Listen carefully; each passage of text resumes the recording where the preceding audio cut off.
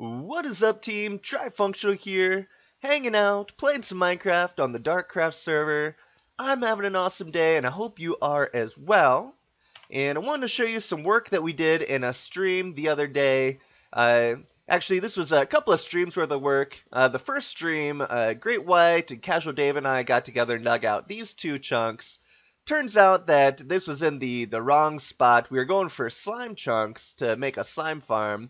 So then the next night, Great White and I got on and dug out the correct chunks, which are over here, and we put together a little bit of a slime farm.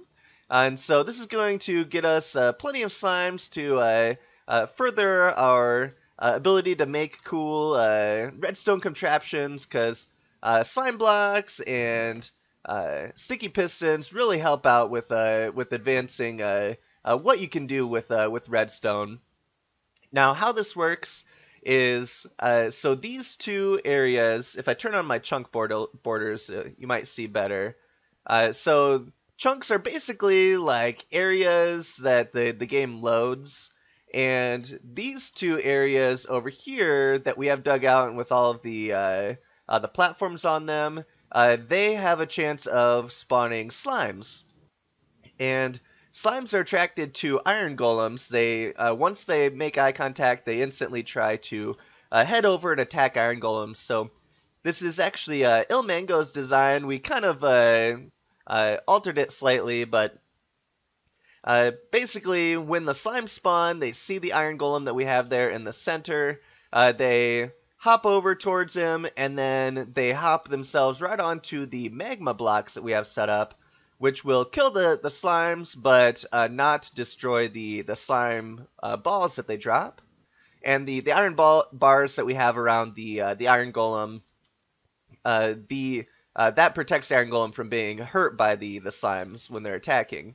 But basically, yeah, the slimes will head over there, they'll die to the magma blocks, and then our hopper minecart system underneath will pick up all the drops, bring them over to our unloading station here. And as you can see, we've already got quite a few slime balls going into the machine here. So pretty awesome. I'm pretty excited that we're going to be able to start using sticky pistons and slime blocks for future contraptions.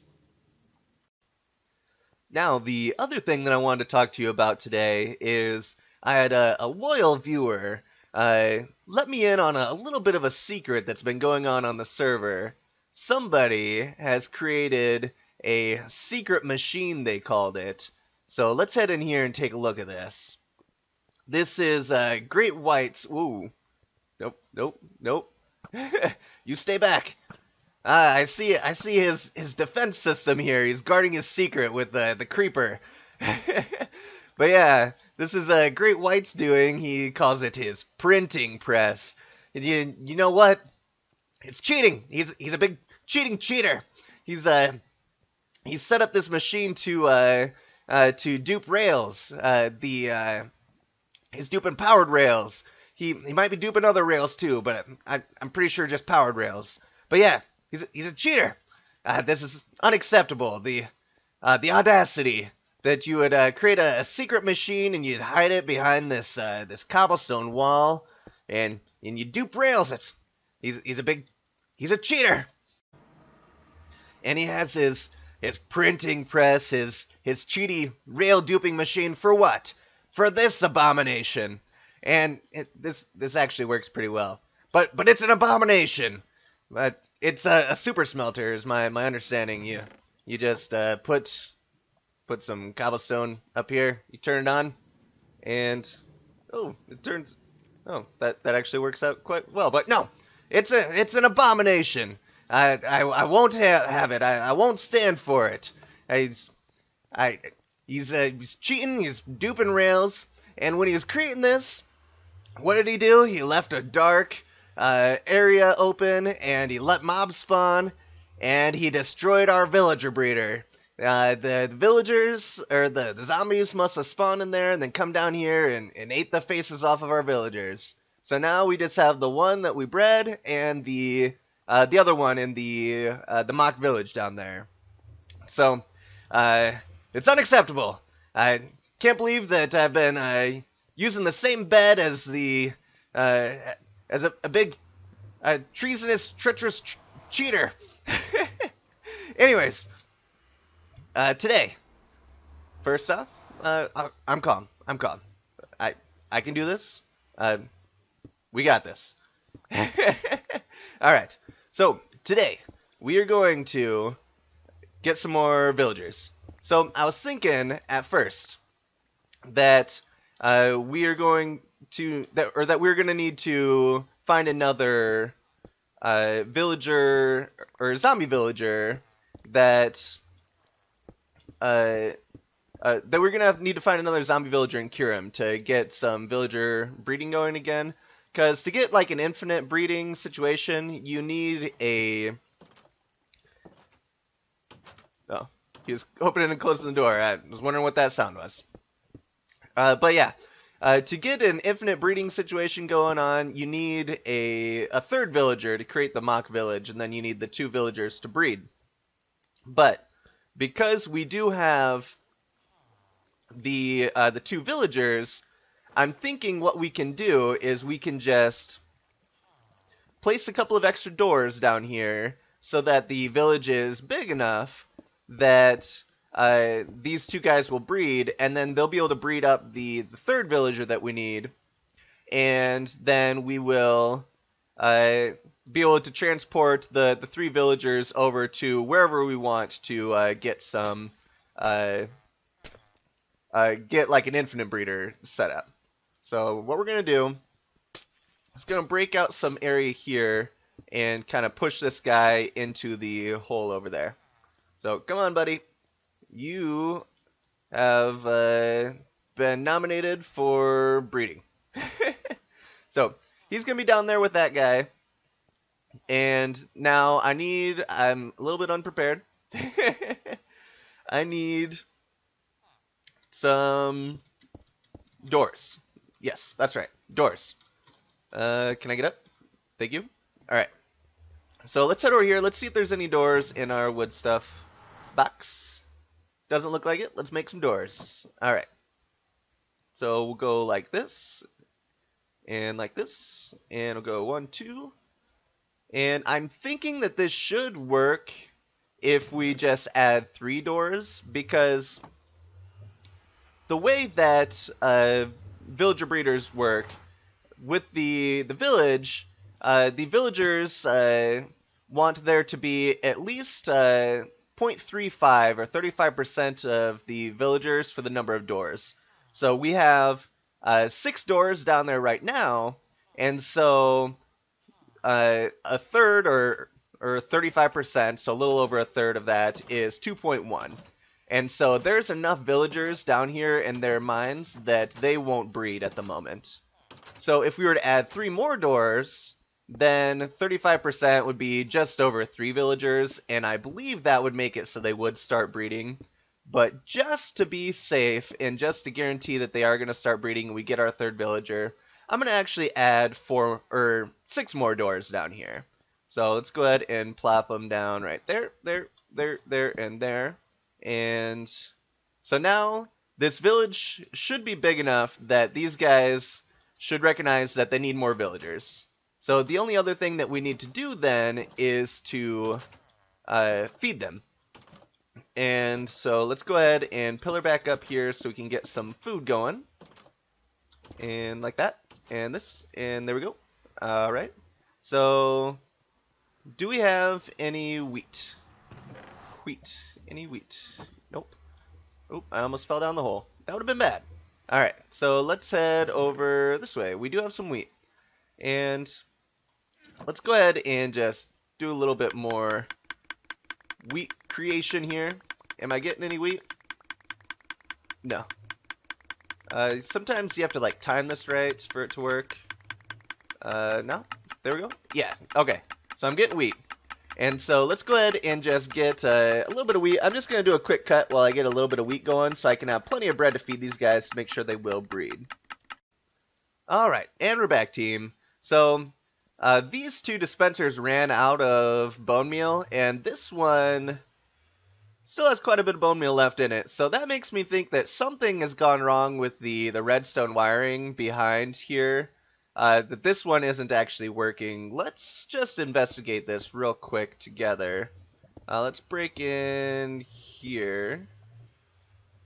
And, oh, that redstone wiring is still connected there. Why isn't this working?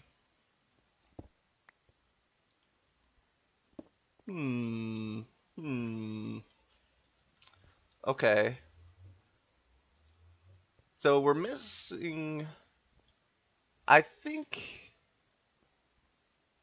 because the redstone is here, this should be working. I don't know why it's not working. But I actually found, or I was watching Doc M77, and I watched his clock behind his little micro farm, and it actually seemed to work out quite nicely. So I might update it to a different style of clock. It's much more compact. It just uses two observers facing each other. But anyways, we got enough wheat from that little bit of time spent there that we can make a stack of bread. So let's go ahead and make a stack of bread to feed to these guys. And there we go. So let's head down here. Let's throw the stack of bread. We'll just throw like half a stack to each of them. And they're hiding in their village. Alright, you get a half a stack. Pick it up. Nope. Not me. You. Pick it up. Did you pick it up? I think you picked it up. Alright, good. And now you get a half a stack. So, did you pick it up? Yeah, I think you did. Okay. So now they both have plenty of food. I'm thinking that they should breed. So we'll just leave them to do their thing. It might take them a little bit to realize that the village has grown to a level that they should start breeding. So, oh, one thing that we want to do, just to be safe, we're going to go ahead and cover that up. Just in case we get any mobs down here again, we don't want them to die. We want to keep our 2 living villagers until we do have enough villagers to get some more villagers going in the future, a larger villager breeder system. Now in here, I added a couple of pumpkin stocks, so we're getting pumpkins with our melon farm as well. That's working out quite well, and our sugarcane farm is working out quite well also. So we have plenty of sugarcane. Now I have been making some plans for a sugarcane farm moving forward that should be more efficient and on a much larger scale, because the way that I want to do villager breeding with this season of Darkcraft is I want to make it so we have just tons and tons of sugarcane to make tons and tons of paper to trade to librarians, and then we won't have to keep any of the villagers except for the librarians, so we can just dispose of the rest. It'll make it so that we can have a much more compact villager trading hall area, because the librarians are going to be the trades that we want as well. They're going to have the enchanted books that we want to trade for. Now this is a new storage area that I think Easy Kill here put in. I put in some funny old lady names: Granny, Diora, Sandy, and Andy in glass for, I believe this is for andesite and glass, sand, granite, and diorite, and dirt, apparently. Now, I don't even think that I've shown the work that's been done. Ooh, creeper. Great White's defense system has extended out to the courtyard, I see. Sorry for the quick cut there. My voice is going out. I have a little bit of a dry throat. Had to get a drink of some delicious water. But yes, the courtyard, I'm not sure how far along it was last time I showed it on camera, but it's been quite a lot of work. Easy Kill here has been kind of the head of this project, making the courtyard look really nice. And so it's nice and big. As far as the outer walls are concerned, I know that Great White was on and he finished up the moat. He has tons of lava source blocks all the way around, covered up with glass, so that it lights up the area and makes it so that we are safe from falling into the lava. I know that Great White and I myself actually have had some issues with falling into lava, and I luckily haven't died from it, still at 20 deaths. But I know that Great White had lost some items a couple of times from falling in the lava moat, which is unfortunate. Now, this archway underneath what is going to be the upper walls is really cool. I think it's turning out really well. And this is Easy Kill Here's design. And I think I heard the pistons from the melon and pumpkin farm. But yeah, I think this archway is working out really cool. He's using bricks for the pillars and the arches, and having the stone bricks up top. And yeah, I think this is coming along nicely. I think this is going to be a really cool addition to the community center. And down here is our little villager breeding area. Now, as far as the inside of the base is concerned, one quick second here. All right. And so I'm going to go ahead and just do another quick cut. I'll be right back. And welcome back, team. So one thing I did want to point out on the subtle change that's happened on the inside of the base as well is Easy Kill here covered the roof with glass as well. That is to prevent the spiders that were just climbing right over the fort walls and then coming in to join the party. So much more safe now that we do have the glass ceiling going on. Now, I do have 5 carrots because killing all these zombies, sometimes they're carrying carrots or potatoes. And so I have a plan with these 5 carrots. Now, first things first, I'll go ahead and show you that our plan with the villagers has in fact worked. If we head down here, we can see that we have got a 3rd villager going on. So let's head down in here. So we have our cleric, we have our farmer, and then a little baby, it looks like a butcher from the white apron. So we have our 3rd villager. So what that means is we can take 2 of the villagers out of here. We'll leave 1 in here to make this still be a valid village. And then we will take the other 2 and we will set them up in an infinite breeder type starter area. So now we do have the old wheat farm that Great White had actually closed off. Because we have the micro farm now, so it wasn't really being used, so it makes sense that he closed it off. But it's still here, and I've thought of an excellent purpose for the infinite breeder that we have, or for the farm that we have here. We'll go ahead and we'll turn it into an infinite breeder. We'll just block off that area. I don't think any mobs will spawn in there because I think that there is high enough light levels, but just to be safe, we'll block it off. And now right here, I think on the other side of this, there's lava. And that would be correct. And so I think that I'm going to want a block like right underneath here. Now, when I try to break this, lava might pour down and turn that water into obsidian. That's not what we want. But I'm going to try to do this. Let's see how this goes. So, it's breaking, it's breaking, it's breaking. Ah, perfect. I think that I succeeded. Alright. So we're just going to need to... I just wanted to make sure to have that blocked off so any baby villagers don't just fall down into that water and get stuck. So we are going to need a stone hoe. Going to need to hoe that back up. And so this is where we are going to plant our carrot farm. And then we're going to put the farmer villager and 1 other villager down in here so that the farmer villager will harvest the carrots and feed both of them, and they'll breed.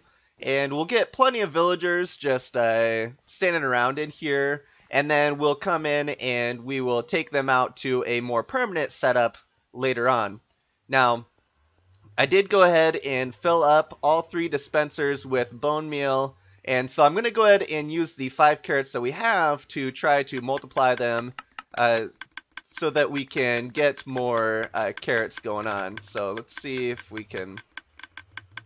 Okay.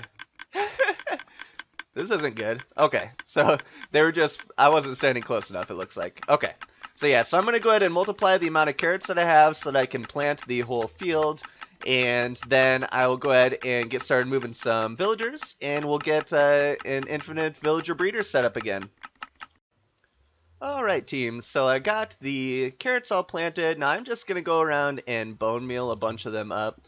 Just so that we can speed up the process and have them ready to be harvested right when we move our villagers over here.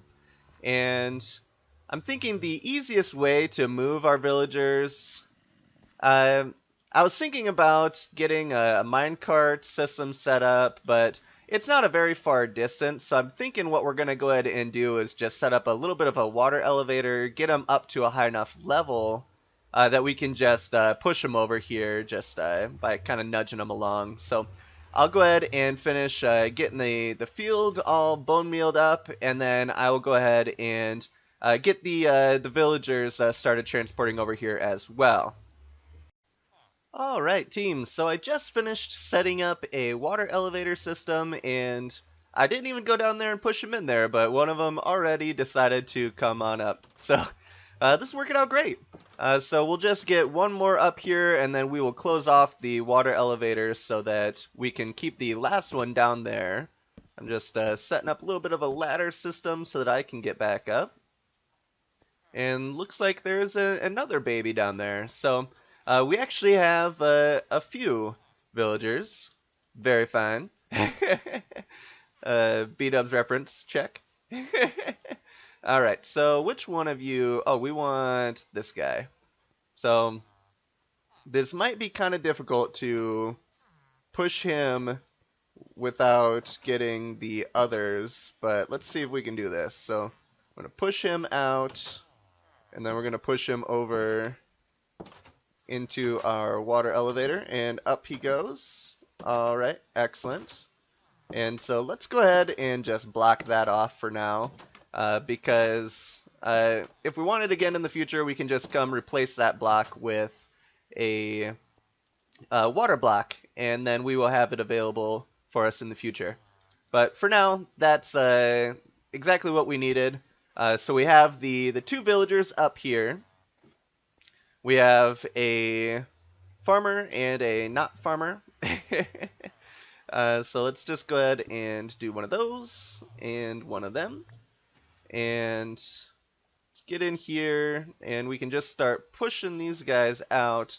Actually, there's one other thing that I wanted to do, and that is I want to break this portal real quick, just because I don't want them to go into the Nether. I'd rather them stay on, or in the overworld. So let's go ahead and grab out our other bucket. We can just grab that up and block that. Well, now I'm not going to be able to get behind them, am I? Let's place a little bit of water there, see if we can push them out of the corner. There we go. Perfect. Alright, so let's see if we can get these guys pushed out and up these stairs. So I think they might be getting hung up on this ladder here. I just had that there to block the water. But let's go ahead and get to pushing them. Sure, he can stay there for now. We'll just push one at a time. This one is the farmer, and so when we get him over there, he should see the crops need tending, and he should just run straight for it, I would assume. But let's keep on heading over this way. Now, I'm thinking that this is close enough to that mock village that we're not going to need to create a second one. I think that this is going to work out just fine with keeping that mock village down there and then having these guys breed over here. Now, I do only want one villager in that mock village, so I might actually grab a third one to bring over here as well. Alright, so this guy's pretty much here. We'll just leave him there for now. I think he'll probably drop down and start harvesting crops. We'll just grab the other one quick. So, hello. Let's use some water to get him out of there. There we go. Again. Alright, perfect. Oh. Okay. Let's try that again. There we go. Perfect. Alright, I don't think that's breaking anything down there. I think we're good. So let's see if we can get this guy pushed over there. And for some reason, my window just closed on me. Sometimes Windows does that. It'll just automatically minimize my screen when I'm playing games, and it's really annoying when I'm trying to record and that happens. Because I'm trying to do stuff, and Windows is just automatically minimizing my stuff, and I don't like it. Anyways, so let's go ahead and get this guy set up here. I'm just going to continue or finish up transporting these villagers over, and then I'll go ahead and bring you back. Alright, team. So these guys are being uncooperative, so we're going to go ahead and resort to the old boat method. There we go. So we're going to contain them in boats, and then we'll transport them in said boats. Come on, get away from that thing. There we go. Perfect. Alright. So we'll just head over this way. There we go. There's a nice view. And can we boat down this one wide gap is the question. Come on. This was such a great idea. Alright, back to the drawing board. Alright, team, we did it. We got both of them into the farm area. And I just put down a boat to hold one of them while I got the other one over here, and the second one decided to jump in the boat with him. So, got both of them in a boat down in there for now. So, what we're going to go ahead and do, now they keep running out of here, and I think it's because of the zombies that are around. So, maybe I'll just go kill some zombies real quick, and maybe that'll help their AI to stay in there once I break that boat so that I can get out, and they will stay in there. So let's just go ahead and take care of these guys. Yeah, zombies are attracted to villagers, and so when you're messing around with villagers, you tend to have zombies around as well. Apparently, a creeper fell for our zombie villager trap that we had set up. So that's a thing. We now have a creeper. We should probably name him and hope that nobody blows him up. No, that would be mean, because I know for sure that somebody would just wander over there and blow him up. Alright. But we're going to leave him for now. We'll come back to him in a second. So we killed those zombies. Let's go ahead and see if we can break this boat and get a little bit of glass placed down fast enough that these guys don't run out. Okay. So we broke that plot of land, but that's fine.